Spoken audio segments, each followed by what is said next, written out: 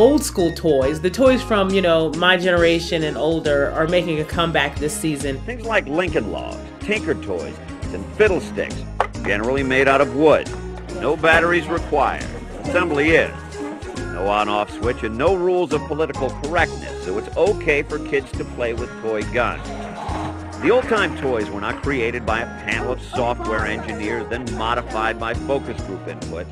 Someone just thought that kids would enjoy doing the creating themselves. It suddenly turns on a part of their imagination that the electronics don't necessarily do. You want kids to be a little more active, and some of the more nostalgic toys, you know, from when I was young and, you know, when my parents were young, didn't involve computers. The report, it was really a news report, I guess, on the fact that old-fashioned toys made of wood, and they're simple and inexpensive, and the kids get to use their imagination. And she mentioned the little Fisher-Price record player. And it had the little plastic records that, you know, London Bridge is falling down and stuff like that. The Lincoln Logs. The sit and spin. We're going in circles here. I remember my sister having them, and I would knock over whatever she did, you know, just for fun. I like to see, you know, the old become new again, and to see toys like that make a resurgence. If you start your kids little with things like that, I think they learn to treasure them just like we did.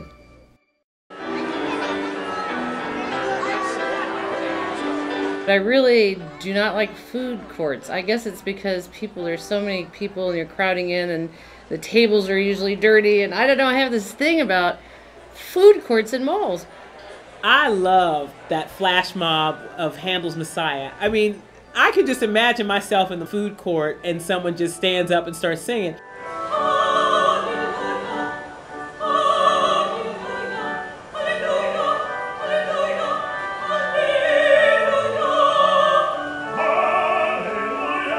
And you have to just give them props because, you know, the Hallelujah Chorus is not an easy song to sing, let alone when you're doing it popping up in the middle of a crowded mall.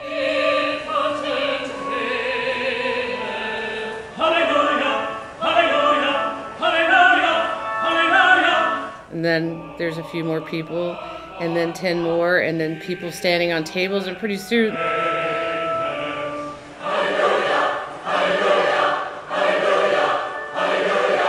And I think if my kids were with me, they would get a kick out of it too. First of all, they'd be like, "What in the world's going on?" But then they would just be like, "Who's gonna sit up next? Who's gonna stand up next?"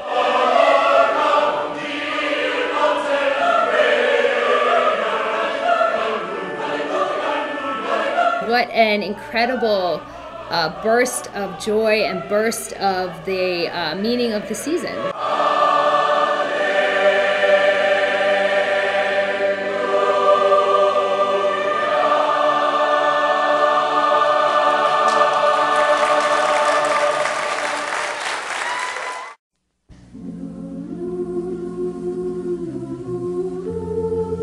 I thought the digital version of the Nativity Story was hysterical.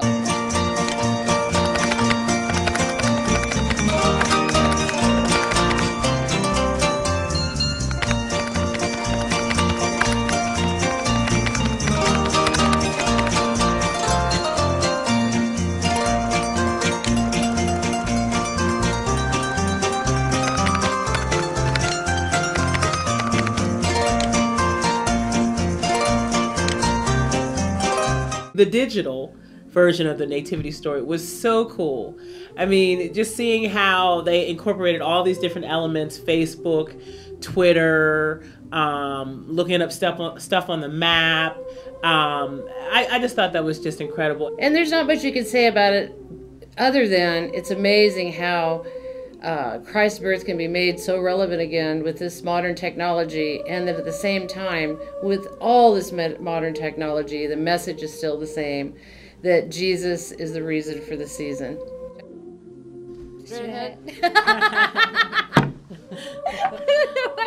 Oh my God. What? Straight ahead. You didn't say anything? Nothing. I think you said straight ahead. He said that, but it was just the angle that they were at. It just felt like a really weird version of Charlie's Angels. I don't know.